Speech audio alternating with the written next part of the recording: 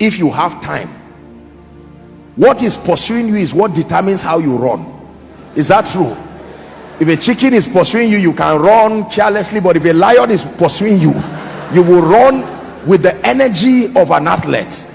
So if you know you have made mistakes, and now at age 40 you are saving 20% of your income, you will not go far. When you are talking to a child of 13-14 years, you can tell him to start saving 10-20%, but I'm telling you, if you really want to make progress financially, you must practice the law of increase and then learn to save. There are two basic reasons why we save. Number one, for emergencies. Number two, for investment. Write it down. In another series, we'll take our time to deal with it. There are only two reasons why we save money. Number one, for emergencies. Number two, for investments. By the way, you may want to write this down. The only way money multiplies is through investments. There is no other way. The only way money multiplies is through investments. What is investment? Acquisition of assets. That is for another series. Wealthy people never take on any liability and expenditure until they can show the assets that will pay for it. They spend their lives acquiring the assets that pay for their liabilities. So when you meet a wealthy man and you say, "Daddy, I want to celebrate birthday," he will not just carry 1 million and give you. He will check from all his investments which one will pay for that liability. If there is no investment that pays for it, he will be patient. That is the economy of the wealthy. The only way money grows, ladies and gentlemen, please hear me, investments. In another series, we may not have time to teach that now, but it is important for you to know that the law of increase is very important. You need to experience increase, not just the arrival of financial resources. Almost everybody here with decent planning, no matter what level, you can put something together while you are praying, "Lord, open doors of favor for me," but then you are practicing your savings and you are putting something down.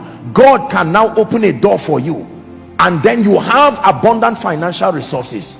Every time you spend everything you have, know that your future is crying. Every time you spend everything you have, you just punished your future. Practice frugality, the absence of wastage, justifiable expenditures. Be frugal, especially where you are rising. There are people who can afford to be, quite luxurious with their lives because they have paid the price to build systems that can replenish. Where you are starting and where you are rising, you must be frugal. Can I be honest with you? You know that you are really making progress financially when people underestimate your real worth, because you reduce yourself many levels below your true worth so that you can grow.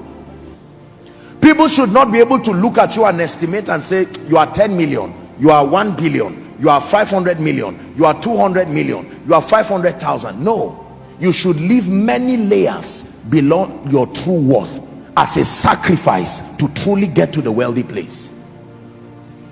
That is the philosophy of wealthy people. A man may be a millionaire, and yet you still see him living a modest life, being frugal. The day you see him acting as if he's a millionaire, he has become a billionaire since. So if you join him just because you made 1 or 2 million, I hope you know a millionaire is not one who has 1 million or 2 million.